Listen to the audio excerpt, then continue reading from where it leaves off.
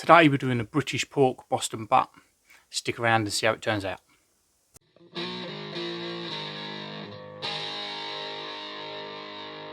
Hi, welcome along to Barbecue Life. My name's Tom, where great barbecue doesn't have to cost a fortune. As I said at the beginning, today we're cooking Boston butt. So this sits slightly higher in the pig than pork shoulder, which is what we tend to do in the UK. So I've got a little diagram here, so it sits slightly higher up. It always comes blade in, where with pork shoulder you can have bone in or bone out. Generally, if you've got bone in, then it has come from higher up anyway. But yeah, this is going to be absolutely amazing. So I picked this up from McNaid. So this is butchers down in Faversham in Kent. Simon, the butcher down there, is absolutely fantastic, as are all the other guys. Went down, I was looking for pork shoulder, and they went, "We've got a Boston butt with your name written on it." So we picked that up. It did cost me about £17, and it's just under 3 kilo. So trimming wise, this is all done. The fat cap's already been taken off. So we are completely ready to go. So first thing we've got to do is we've got to get some rub on here. So we need a binder first. We're just using mustard, which is generic for pork. You can use just water if you wanted to.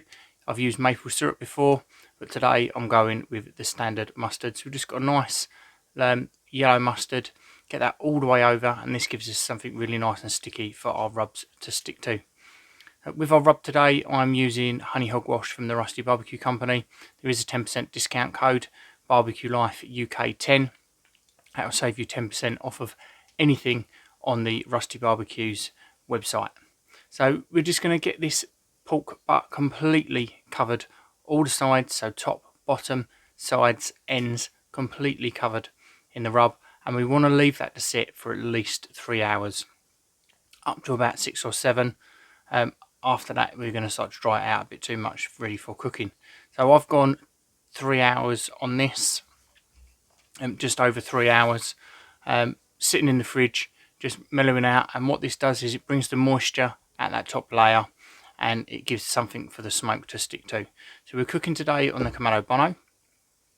So we need to get this set up for our cook. So we're just going in with some little natural fire lighters. So these are the little square ones from Kamado Kings. I'll leave a link in the description for these. They're just as good as the wax buddies. I was a little bit unsure of them when I first got them, but they're quite small. They burn for quite a long time, and they're just as good as the wax buddies as getting things started. So we've got a couple of them nestled in with our Texas Club charcoal on top. Get them lit. Now they do take a little bit longer to light than what your wax buddies do, but they tend to burn for longer than a wax buddy, so it swings and roundabouts as to what you were going to prefer. So we get them lit, lid open, bottom vent open, and once they've gone out, we can close our lid down, open that daisy wheel at the top, and start to get our ceramic warmed up. Once it's warm to the touch, this is when we need to start dialing in our temperatures. So we're going for 150 degrees C ballpark today. You can go 20 degrees either side depending on what it's at. Mine did creep up towards 165 at one point, and then it dropped back down. So we're going just about halfway on that top vent, and the bottom vent is just over half a finger wide, and that is going to give us a nice ballpark for getting our temperatures right. So we've got all that dialed in. We need to be setting up for a indirect cook today. So we've got both of the half moons in, or if you've got another Kamado with a full deflector, then that is going to be perfect. Drop that in the top and get our grill grates in.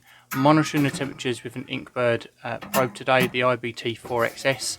So this has got an ambient temperature probe, and it's got a probe to go in our meat so that we can check our temperatures. So all our temperatures are dialed in. Let's get our pork on. So we're putting it dead center over the top of that deflector plate. And what I didn't say is that if you are using smoking wood, then you'll need to get this in before we get our deflector plates in. I'm using apple wood today. I've got a large chunk and I split it into two. I put one directly over the top of that charcoal and one a little bit further away to give us a burn a little bit later on.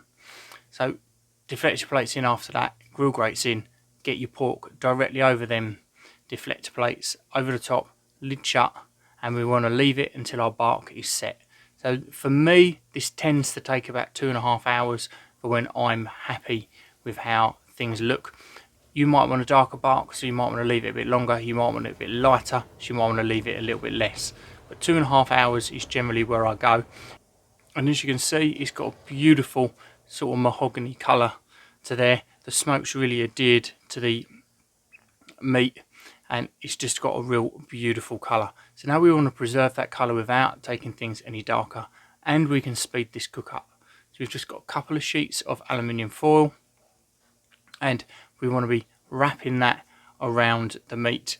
So you can wrap it up like this and tuck it all in tight and push your temperature probe through the top of the tin foil, or what I like to do is I get it onto the grill and then I put my temperature probe in and I'll wrap it up all nice and tight around my temperature probe. The reason I do this is because I know exactly where my temperature probe is in there. If you've got the foil there, you can't see exactly where you're putting it, and I want to know exactly where it is because I want to know the internal temperature right at the centre of that meat.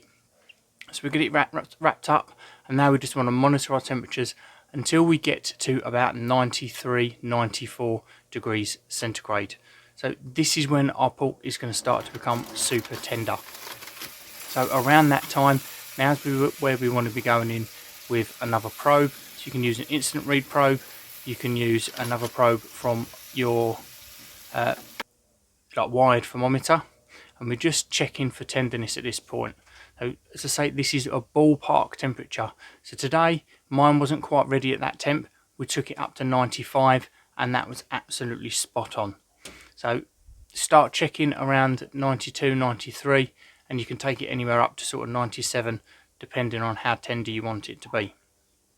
So at this point it is cooked, and we want to take it off and we need to let it rest.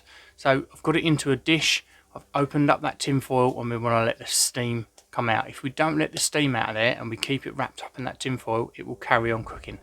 So one, this will dry it out, and two, we're going to take it past the point of tenderness, and it's going to become mushy rather than that stringy pulled effect that we want. So let the steam out for sort of 10 minutes, then you can wrap it back up in the foil. I tend to take it out of my foil, drop it into the pot that I'm going to be pulling it in, and I just mould the foil over the top so that it keeps things warm. And you want to rest it for at least 45 minutes, preferably an hour. I've only gone 45 minutes today because I'm running out of time. But if you wanted to rest it for longer, then you can wrap it up tightly in tin foil and wrap it in some towels, and it will hold that temperature for a good few hours. So we've rested for 45 minutes, peeled the foil off the top, and as you can see, it's still got that beautiful colour, and we need to start pulling. So first of all, I went in with my hands and it was still too hot, so I've jumped off, got some forks, and we're just going to start pulling it apart. The shoulder blade bone in there has come out relatively clean. It's not quite as clean as I'd have wanted it to. Where it's attached at sort of a gristle point, something that we're not going to be eating anyway, but all of the meat did fall away as we were pulling it off. So now we just want to get the rest of it shredded down, and once that is shredded down, you can go on with the sauce of your choice. So I've used the Wazhut barbecue sauce today. So this is the cherry cola one, and it is absolutely mint. I'm in love with this sauce.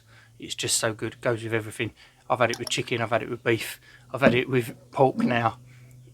We had it on hot dogs last night. It's just an unbelievably all-round, really sweet, got a nice little zing to it of a barbecue sauce. Massively impressed with it. Again, this is available from the Rusty Barbecue Company's website, and you can use that discount code to receive 10% off of Barbecue Life UK 10, to receive 10% off of all of them products off that website. So now it's time to give it a taste. So about 4.5 hour cook, and then 45-minute rest, and I am ready to dig into this. And a nice big bit. Beautifully soft, tender, and that Wazhut barbecue sauce is something else. So you're definitely impressed with that. I think it is a more mature flavour, having that with the bone in compared to bone out. Obviously Boston butt is always bone in. Where I've had pork shoulder before, it's always been bone out. So I think I would spend that little bit more money, move slightly higher up, and go Boston butt all the time, because that flavour is just unbelievable. So if you like what we're doing here at Barbecue Life, then please do subscribe to the channel. Make sure you like the video, leave me a comment, let me know what you think. Thank you very much for watching. Cheers.